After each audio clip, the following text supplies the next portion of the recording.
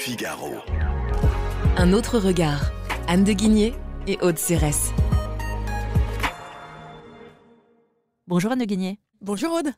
Anne, dans votre chronique Un autre regard, cette semaine, vous nous parlez d'un sujet particulièrement inflammable, la liberté d'expression. Oui Aude, et pour introduire la chronique, je voulais citer un essayiste de grande volée. C'est ainsi que l'on fait naître une fausse opinion en France, qu'on abuse celle de l'Europe. C'est ainsi qu'il n'y a point de calomnie dont on ait essayé de flétrir la Chambre des députés. Bon, Aude, vous l'avez compris, on ne parle pas ici d'Elon Musk ou des algorithmes de son réseau social. Sa langue l'a trahi, c'est bien de Chateaubriand dont il s'agit. Chateaubriand qui a passé près de 20 ans de sa vie politique à défendre la liberté de la presse, un sujet auquel le roi de l'époque, Charles X, tergiversait. Et pourquoi j'ai voulu parler de Chateaubriand ? Parce que ses écrits éclairent notre polémique actuelle, parce qu'il est très fidèle, je crois, justement à cette spécificité française autour de la liberté d'expression. Alors Chateaubriand, à l'époque, évidemment, on n'est pas sur les questions de réseaux sociaux. Donc le grand sujet de l'époque, des intellectuels au début du 19e, c'est la naissance de la presse à grand tirage, qui a un grand pouvoir et qui va jouer beaucoup sur le jeu politique. Vous avez notamment le Figaro, qui est créé en 1826.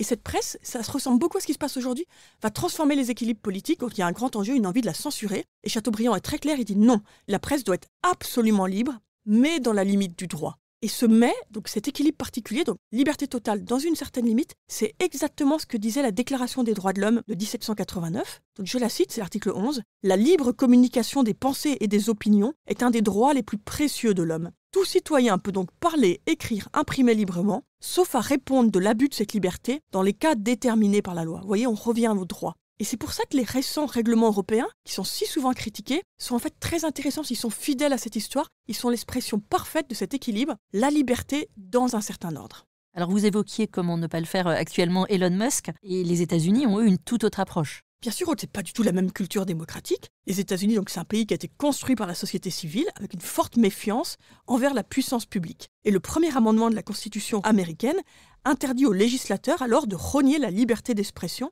comme celle de la presse. C'est un principe qui est pris très au sérieux, au point qu'en 1969, la Cour suprême a donné raison, écoutez bien, à une section locale du Ku Klux Klan contre l'État de l'Ohio. Ça va très loin. Ça va loin, et donc là-bas, c'est vraiment un principe intangible. Et donc on comprend dans ce contexte que de nombreux Américains applaudissent Elon Musk et se réjouissent qu'il fasse revivre l'esprit de la Constitution sur son réseau X. C'est vrai que les prédécesseurs d'Elon Musk, qui étaient à l'époque à la tête de Twitter, avaient tendance en effet à prohiber toute parole ou toute déclaration qu'ils jugeaient déviant. Alors pour autant, et certains sont tentés par ça, est-ce que l'Europe doit rejoindre ce combat pour la liberté d'expression sans entrave des États-Unis ?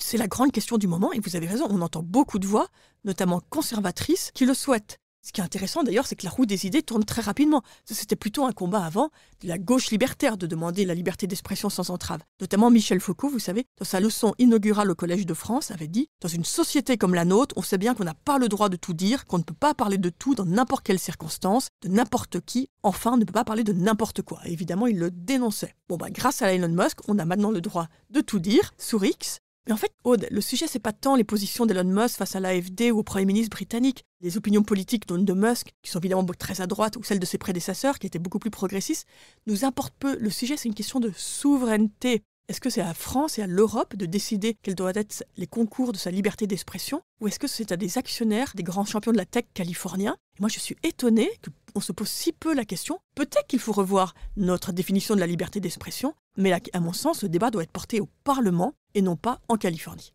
Merci Anne de Guigné. Merci Aude. Je rappelle que l'on peut retrouver votre chronique Un autre regard sur Figaro Radio, le site du Figaro et toutes les plateformes d'écoute. À bientôt. À bientôt. Avec nos enfants, on rêve de rencontrer les animaux de la savane. En safari en Tanzanie, vous pourrez en voir beaucoup et de près. Girafes, éléphants, lions. Oh, les enfants vont rugir de bonheur. Je m'y crois déjà. C'est vous aussi les bruitages là ? Avec Marco Vasco, ne rêvez plus. Vivez votre voyage l'esprit libre. On s'occupe de tout. Génial !